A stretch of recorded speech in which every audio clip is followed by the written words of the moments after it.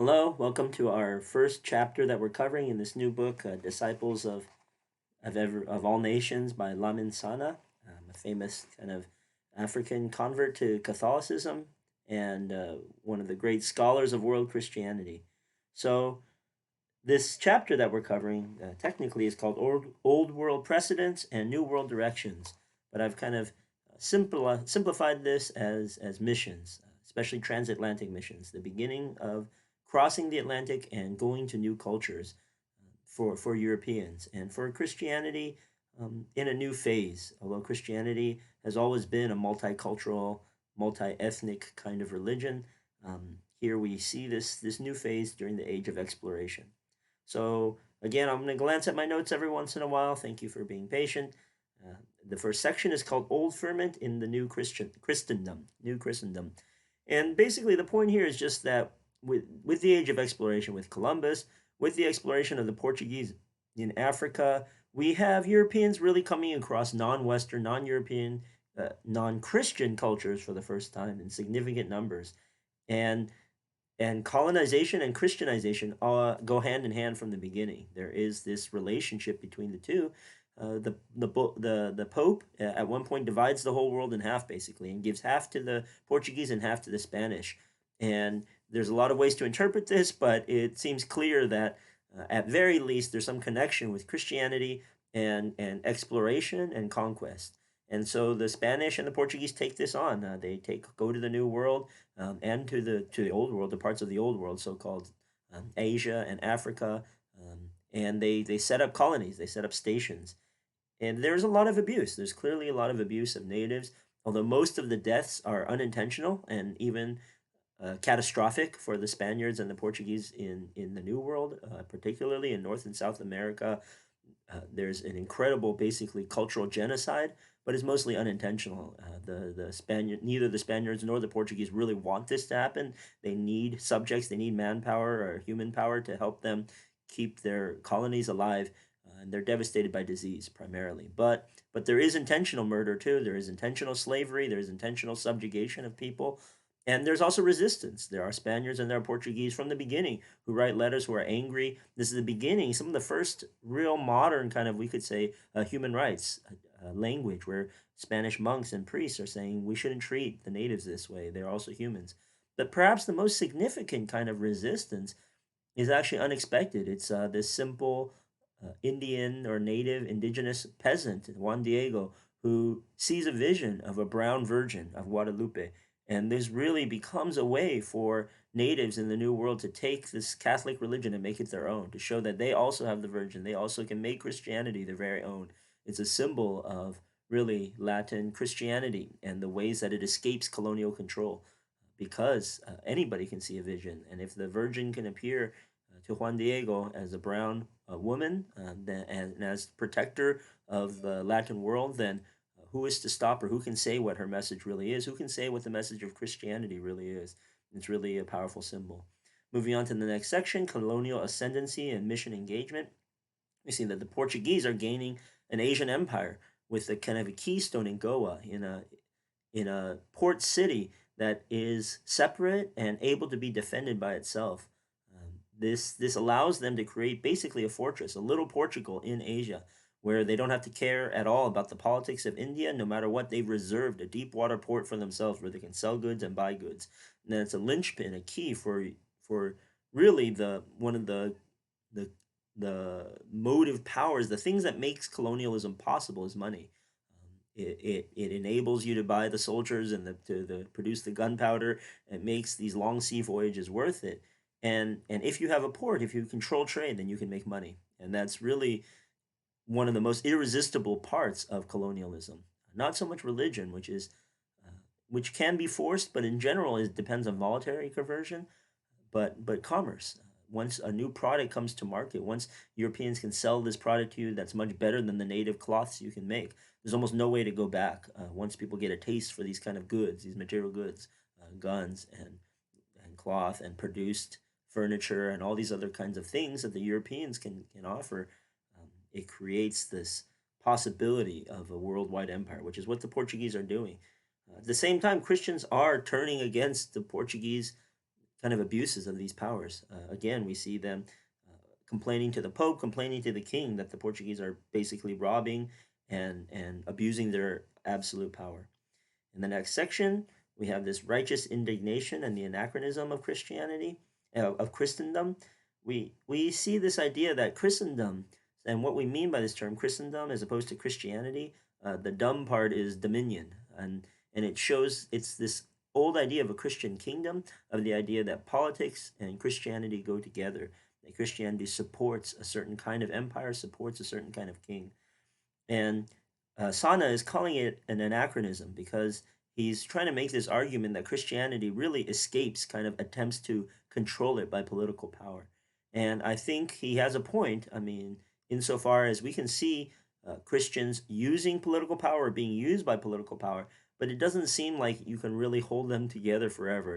It's hard because the Christian message contains enough elements like we've seen, enough revolutionary elements, enough elements that God is on the side of the poor or the marginal, the powerless, that God's kingdom is not the kingdom of this world, that God does not like the exercise of force or exploitation, all of which to some extent are required to hold together political power, some sort of exploitation, some sort of economic force and violent force, monopoly of violent power within a territory.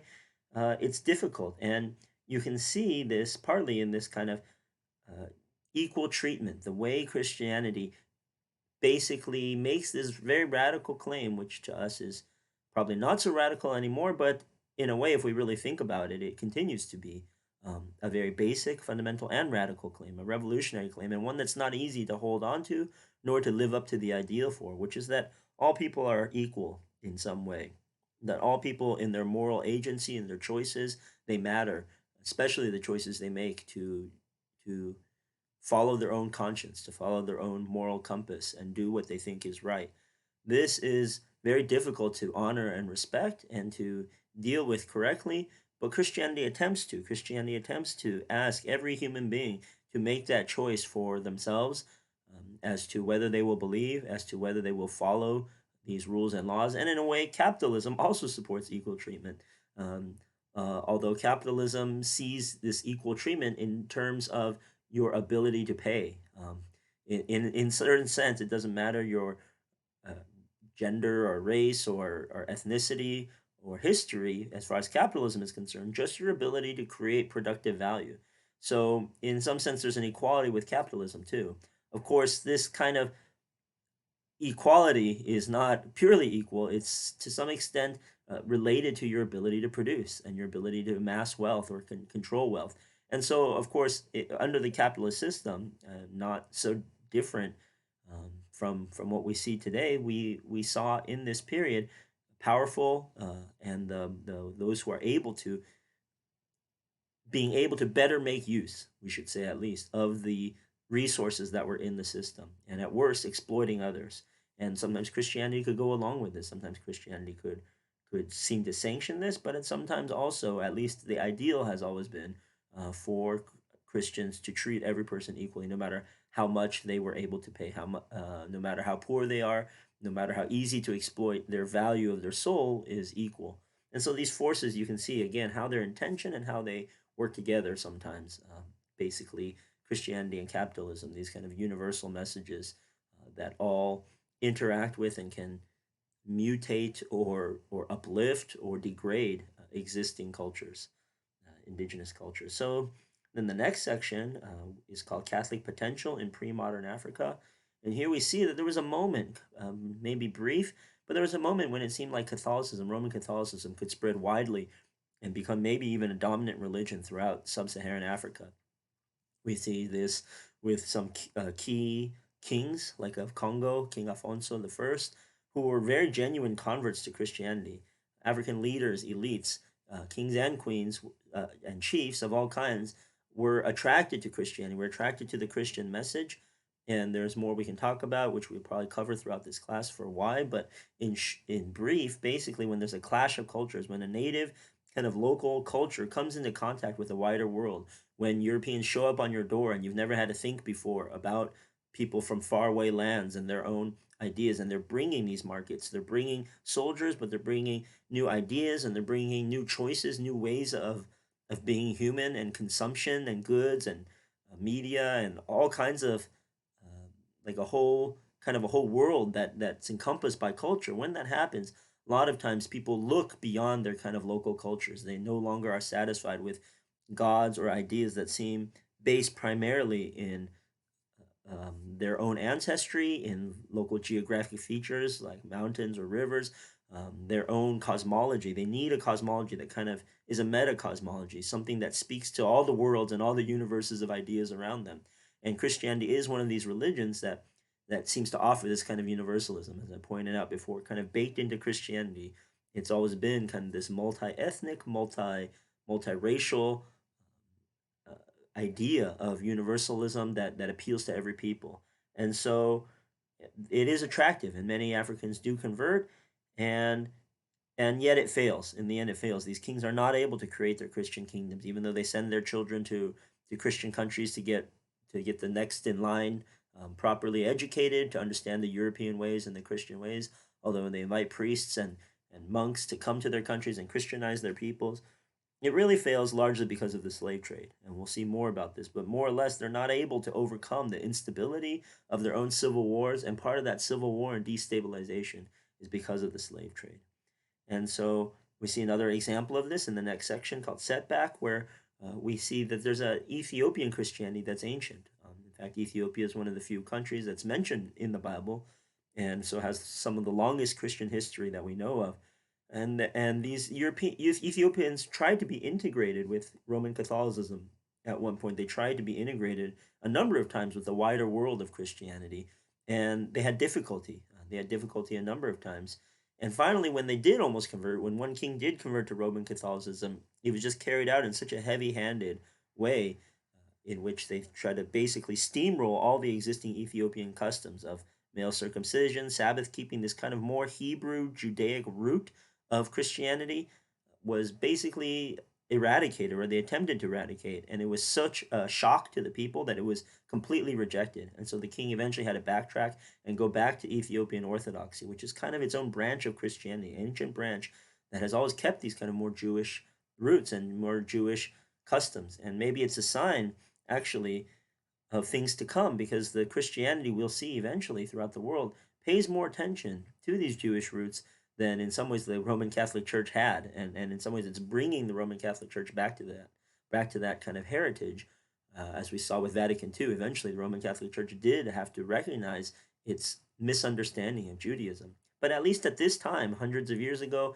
when the Roman Catholics are meeting the Ethiopians, they misunderstand completely. They call it pagan. They try to destroy it, and they really ruin this chance, this obstacle. They create an obstacle for themselves in Christianizing or in spreading their religion and spreading Christianity more widely throughout Africa. They could have used Ethiopia as a base if they could have worked together, but instead they caused more Christian on Christian violence, more Christian on Christian tension, rather than facing energies outward to the rest of Africa. And so the next section is called Civilization and the Imperative of Justice. Here we see that basically there's a in terms of the world, in overall terms, because of this growing sea trade, because of the better technology and the better understanding of geography and the setting up of these ports throughout Africa and Asia, it those who control the sea more and more have power over the trade routes. Whereas the most powerful kingdoms in the past were basically Muslim kingdoms that had control of the land trade routes, the Silk Road, so to speak, basically running from Western Europe to China. That road, because the Europeans didn't want to pay the Muslims, didn't want to pay the Muslim kingdom for free passage, they found the sea route. And actually, a lot of trade, even today, takes place by sea, because the ocean, the basic facts of the physics of it are that you can transport much heavier, greater numbers of goods in these giant ships than you can over land. It's easier to transport over water in a lot of ways. This is part of the secret of the Roman Empire and why it was so successful. But the long and short of it is that these naval powers are now powerful. It's not, they now come to rule the world. So Spain and Portugal, and then England and the Netherlands, the people who control the sea routes take control and start to take the center stage in world history rather than the land routes. And the the even as this is going on, this is continuing, this domination of the sea, this battle for the sea. The Catholic hierarchy is finally starting to wake up and see the problem of slavery, so that they are hearing their priests complain about the injustices and the devastation it causes for the local peoples. And eventually the Roman Catholic Church does speak out strongly against slavery and abolish it along with other Protestant countries. So Britain is one of the first to abolish slavery and to fight against slavery, which we see in these last few sections where these ideas of genetic or racial inferiority are finally rejected by Europeans. The very things that have been justifying race-based African slavery for so many years, they're finally rejected. Although it's not complete, obviously, and it's an ongoing process. But for the most part, Christians are beginning to turn away from these kind of mythical explanations for why Africans are inferior or why it might be justified to enslave them in a particularly cruel and race based system. So the next section is called Awakening and Recovery. So we're really focusing now on this African experience, and it's important because really we see that although the European attempts to Christianize the Africans are inconsistent and obviously marred by the great kind of wrong done of slavery, the evil of slavery, uh, it doesn't matter in a sense because well, I shouldn't say it doesn't matter, but the point is this: despite these evils, the Christian message still takes deep root among African peoples, among African enslaved peoples, and among African peoples in the continent of Africa. The horrors of the slave trade are not enough to stop the Africans from taking control of the Christian message in their own way. And this is the first time, really, we can see the African slave experience turns out to be really the point again of the spear. They're really the first in the world to show where Christianity is going, although it's not clear for many years. But this is the first time you could say that Christianity, for the first time in modern period, certainly, that Christianity really crosses the barrier, crosses this cultural barrier. It becomes something that's not a European religion anymore. It becomes the religion of another people's that is really their religion, that is the religion of their heart, and takes the form of their own culture, takes the form of their own understanding, and has its own roots in the Bible and its own tradition. But without that European influence, the Europeans went through the same process actually in the early medieval period at the Roman Empire, when these barbarian tribes eventually were converted to Christianity. They went through a process similar to this. Now we see it happening again. That was a huge crossing of the cultural barrier, like I've been pointing out, like you will hear many times this class, especially going forward. Christianity is this kind of multicultural creature or social movement that's very hard to draw boundaries again because it's so malleable. It's so able to change its form, like a Play-Doh or like water. It just runs where it needs to in culture. But it's sometimes there's a barrier. There's a barrier because often there's social, economic, political pressures and exploitation that are working at the same time that Christianity is, and it can be difficult for the message to really take root amongst a conquered people or amongst the devastated peoples or amongst peoples that are resentful or fighting against their foreign dominators. And yet it happened, like I said, for Europe a couple thousand years ago or so, and it happened for Africans about 500 years ago.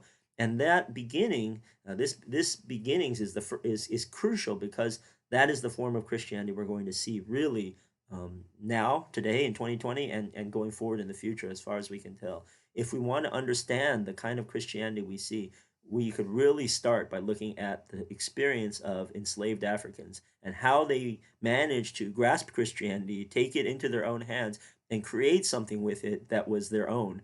And that was meaningful to them. And that turns out to be really the shape of Christianity that we're going to see for many peoples now in Latin America and Asia and in Africa, especially, but not only in those places. The Christianity that flourishes in Europe and in North America is the same kind of Christianity. So that, for instance, the largest pastor, the most successful pastor in Europe is a Nigerian man in Ukraine. He has the largest congregation.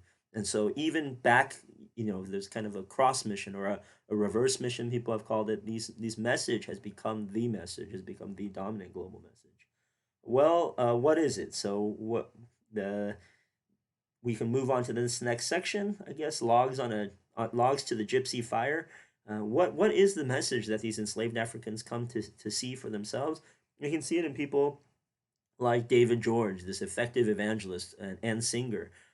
It's a message that is not purely mental. It is not as focused on kind of Greek definitions as European Christianity was. Has always had European Christianity has always had its basis in these councils on learning the right words, on using the right formula, using the right languages like Latin to preserve the exact definitions of who God is and what should be known about God. There's a different emphasis in Christianity today on song, on charisma, on feeling. Another difference is, or another aspect we can see of this Christianity is with this experience of a man, Paul Cuffey, who really sees Christianity as a way to empower his own actions and empower the peoples around him. So it's a Christianity that tries to care for the full economic and social needs of a people, not just again in a hereafter, not just die and when you go to heaven. Again, one aspect of European Christianity is its focus on a future tense, prayers for the dead, purgatory, paying for sins, fear of future wrath, and hope in future heavens to come. One aspect of an African and I would say a global Christianity is more focused on now. Paul Cuffey was a very wealthy trader, and he was a Christian, and he could have just sat back and been very happy to have been one of the wealthiest people in America. He himself was a black man, man of African descent in North America, in the United States. Instead, he used his vast resources to try to create a better situation on earth, to try to create um, a, a more just and equitable kind of world for the Africans to try to end this what he saw as the great evil of African slavery. And he came to realize it was very difficult.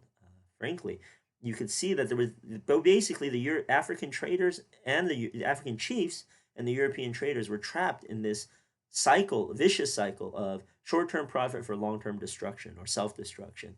And you can see how difficult it is to try to change something when the system is against you, when the system itself is problematic, is evil, you could say, or the institutions create great evil. It doesn't matter almost what one person does. Even someone as wealthy and capable as Paul Cuffey had a hard time.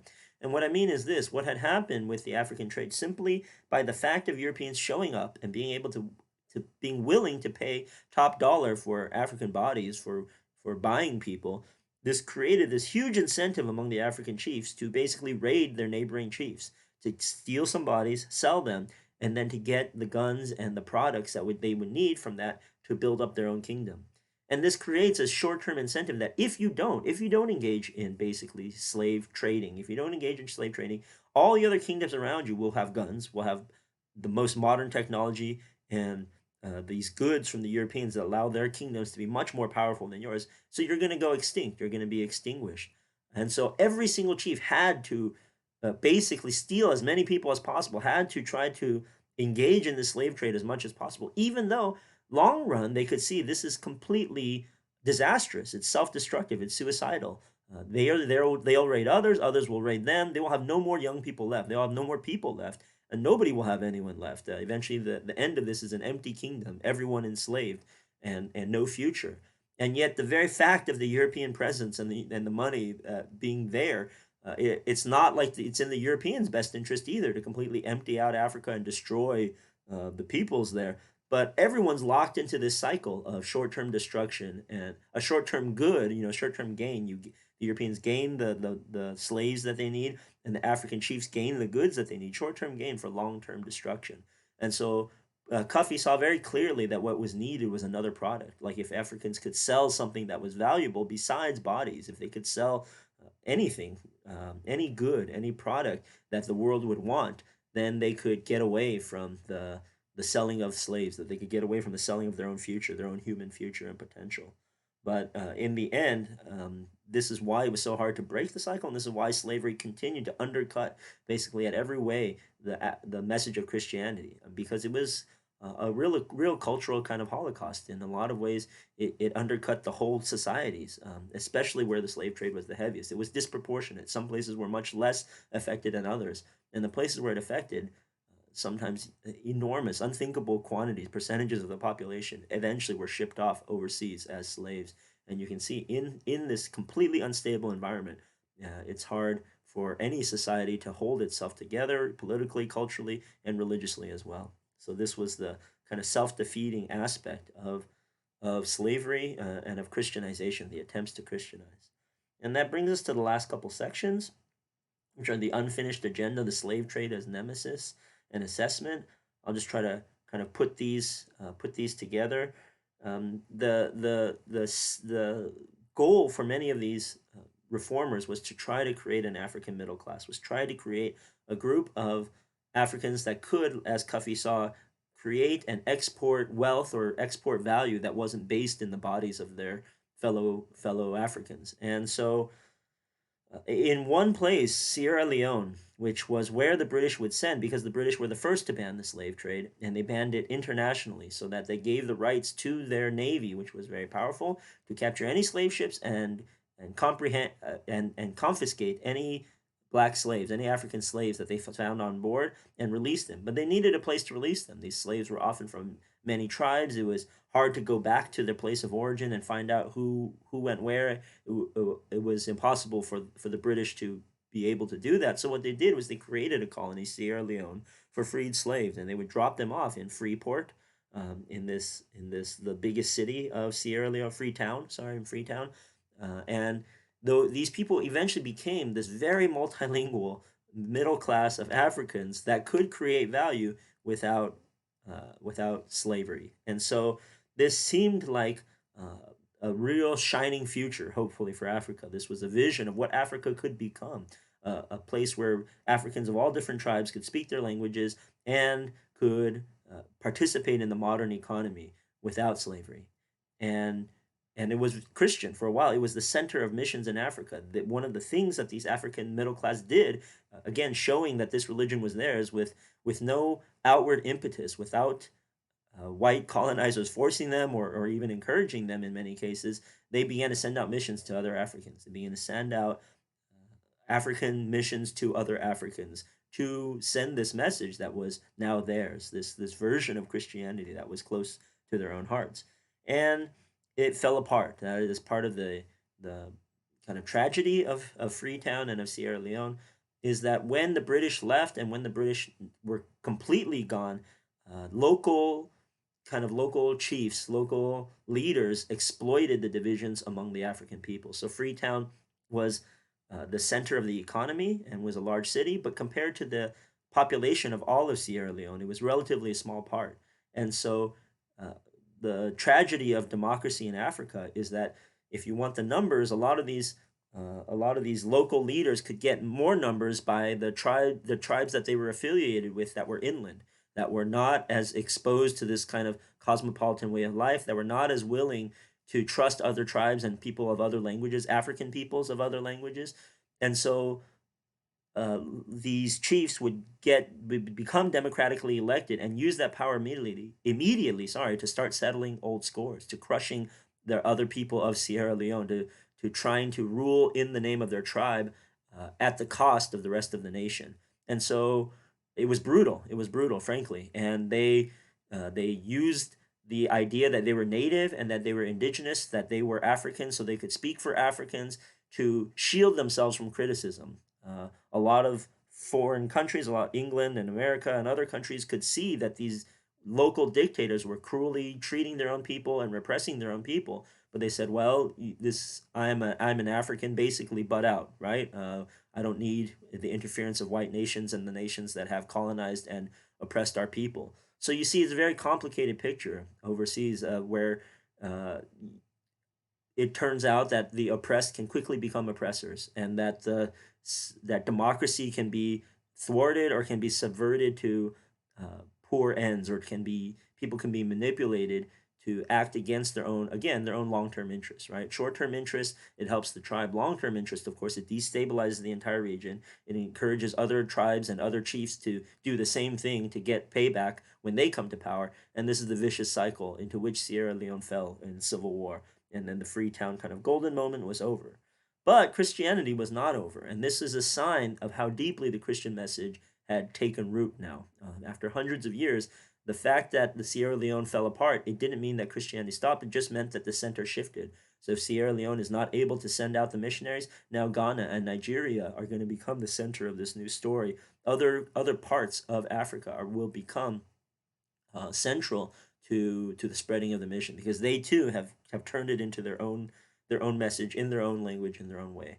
And so this is the first chapter with Lamin Sana. We've set out a number of themes that we'll return to again and again. But I hope you get a taste of what's to come, because we are going to see Christianity, another aspect of Christianity from what we've seen in the McCullough book. We're going to see Christianity increasingly become the religion, the belief, the practices of native peoples around the world.